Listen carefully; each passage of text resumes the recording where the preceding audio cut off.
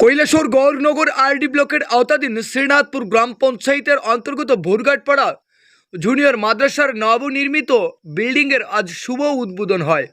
শুভ উদ্বোধন হয় শ্রীনাথপুর গ্রাম পঞ্চায়েতের প্রধান সুভাষ দেবের হাত ধরে। আজকের এই শুভ উদ্বোধনে সুভাষ দেবের পাশাপাশি উপস্থিত ছিলেন শ্রীনাথপুর গ্রাম পঞ্চায়েতের প্রধান অতিথি হিসাবে আজকের এই অনুষ্ঠানে উপস্থিত ছিলেন আরমান আলী।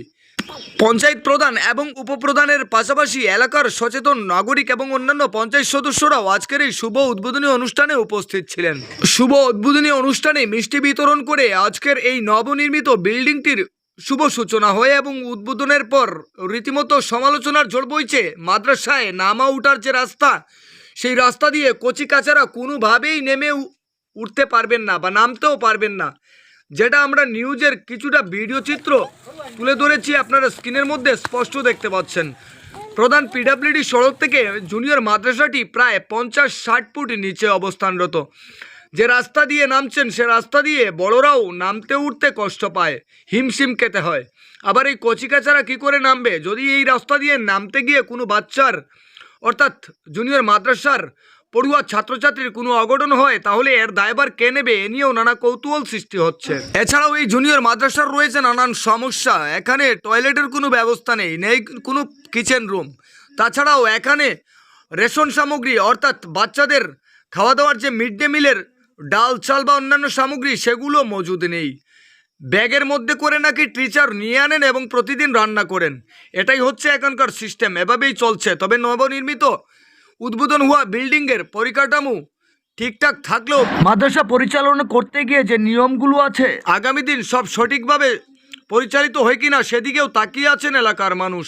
তবে পঞ্চায়েত প্রধান এবং উপপ্রধান আজকের এই শুভ উদ্বোধন শেষে কি বললেন ক্যামেরার সম্মুখীন হয়ে শোনাবো আপনাদের। ব্যুরো রিপোর্ট, লাল শক্তি নিউজ। আজকে শ্রীনাথপুর গ্রাম পঞ্চায়েতের ভোরঘাটপাড়ার জুনিয়র মাদ্রাসার শুভ যে নবনির্মিত বিল্ডিং, সেই বিল্ডিংয়ে আমরা উদ্বোধন করেছি। পঞ্চায়েতের সবাই মিলে এখানে পঞ্চায়েতের এবং এই যে মাদ্রাসার শিক্ষক, প্রধান শিক্ষক উনি আছেন এবং আমরা শ্রীনাথপুরের বিশিষ্ট বয়োজ্যেষ্ঠ ব্যক্তি আলালউদ্দিন সাহেব উপস্থিত ছিলেন। এখানে আমরা পঞ্চায়েতের সদস্যরা সবাই এবং গ্রামের মাতবররাও উপস্থিতিতে এখানে আজকে আমরা এই নতুন বিল্ডিংয়ের দ্বার উদ্ঘাটন করেছি। এই বিল্ডিংয়ে যারা পড়াশোনা করবেন এবং যে ছাত্ররা আছেন সবাইদের আমি শুভকামনা করি। এই মাদ্রাসা থেকে যেন ওরা সুশিক্ষা নিয়ে বড় হতে পারে একদিন এবং আমাদের শ্রীনাথপুরের মান সম্মান উজ্জ্বল করতে পারে, এই আশা আকাঙ্ক্ষা রেখে আমি আমার সংক্ষিপ্ত আলোচনা এখানে শেষ করছি। এবার যে নামছেন মাদ্রাসা উদ্বোধন দেখতে, এবার উঠছেন যে এটা রাস্তাটা কি বাচ্চারা নামা সম্ভব নেই মনে করেন? বাচ্চারা নামা সম্ভব না, কোনো কথা সম্ভব নয়। তো এই মাদ্রাসা উদ্বোধন হইলো, এটা নামার একমাত্র রাস্তা এটা প্রায় 50 ফুট নিচে। তো এই রাস্তাটা কি হওয়া দরকার না? কি মনে করেন রাস্তা সম্বন্ধে? রাস্তা হইতে পারে। আপনারা কি দাবি থাকবো এলাকাবাসী হিসাবে? রাস্তা হইতো। আপনার নামটা? আমার নাম তো এই এলাকাতেই বাড়ি শ্রীনাথপুর। ঠিক আছে, থ্যাংক ইউ।